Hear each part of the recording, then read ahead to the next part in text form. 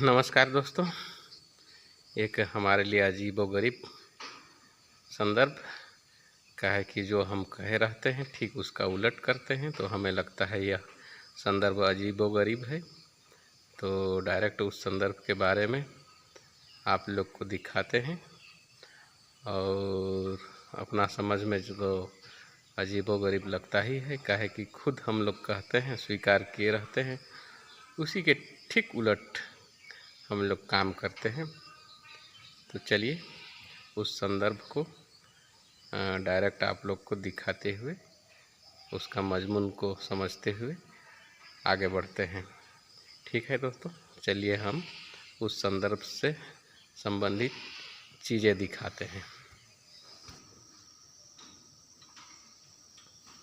तो जिस चीज़ का हम जिक्र कर रहे हैं उसे आप लोग को साक्षात दिखाते हैं, उसके बाद में संदर्भ आगे बढ़ेगा। ये दोस्तों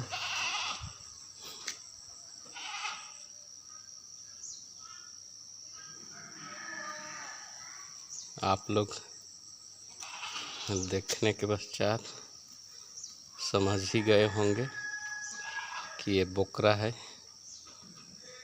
और ये अभी अष्टमी के दिन इसका बलि होगा। पूजा पाठ के दौरान दशहरा त्यौहार में आप सभी भी जानते होंगे कि बलि दिया जाता है बकरा का। तो इसको बलि के लिए लाया गया है और इसका बलि होगा।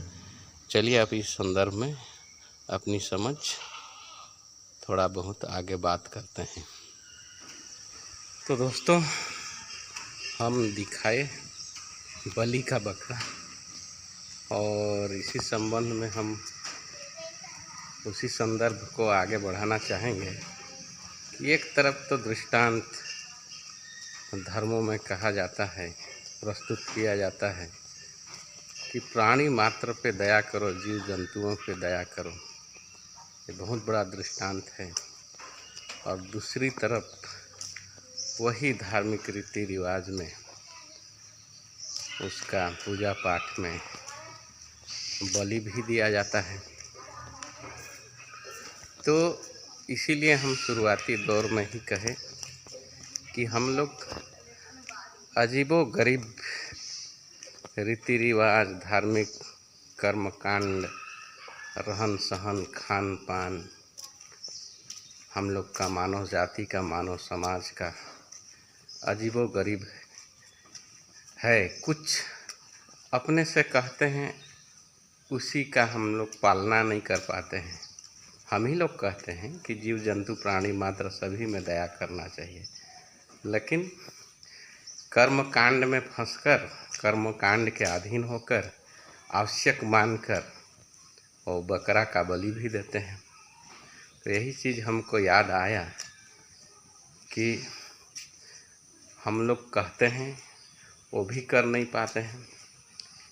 तो क्योंकि प्रकृति के संतुलन के लिए शायद ये सब चीज़ विधि के विधान के अंतर्गत ही आता हो, नहीं तो जीव जंतुओं का बलि न हो तो हो सकता है जीव जंतुओं का मात्रा बढ़ जाए। ये भी तर्क बहुत तो देते हैं और ये भी तर्क सही भी हो सकता है। कहा जाता है प्रकृति अपना संतुलन अपनी विभिन्न रीति रिवाज और सांस्कृतिक नियम कायदा उसके अनुकूल ऐसा रचा गया है शुरुआती दौर से ही, सृष्टि का संरचना के दौरान ही, कि प्रकृति अपना संतुलन बनाने के लिए ही ये सब संस्कृति और रचा हुआ विधि विधान है, ऐसा तो बोला जाता है। लेकिन हम लोग अगर अपना धर्म, अपना जीवन शैली को परिभाषित करें तो उसमें एकांगी कहीं नहीं है, विविधता ही विविधता है। बहुत जगहों से जो कहते हैं वो आगे चलकर उसका भावार्थ बदल जाता है। नहीं तो बड़े बड़े प्रवचनों में, दृष्टांतों में कहा जाता है कि जीव जंतु प्राणी मात्र पर दया करो।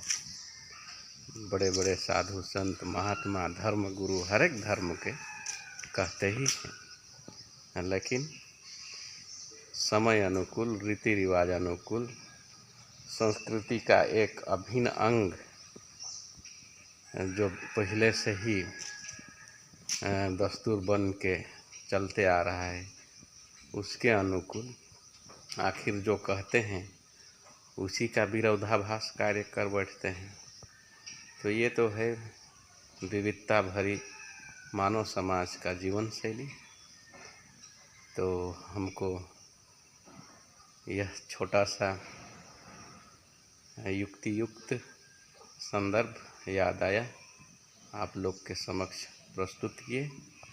इसमें किसी व्यक्ति विशेष, धर्म विशेष, संप्रदाय विशेष का कटाक्ष नहीं है और हम कटाक्ष कर रहे हैं ऐसा बात नहीं है, लेकिन विविधता के वशीभूत होकर कुछ मंचों से कहा गया दृष्टांत प्रस्तुत किया, दृष्टांत भी समय अनुकूल बदल जाता है, इसे हम लोग को स्वीकारना ही होगा। इसी विचार के साथ आप लोग का बहुत बहुत धन्यवाद।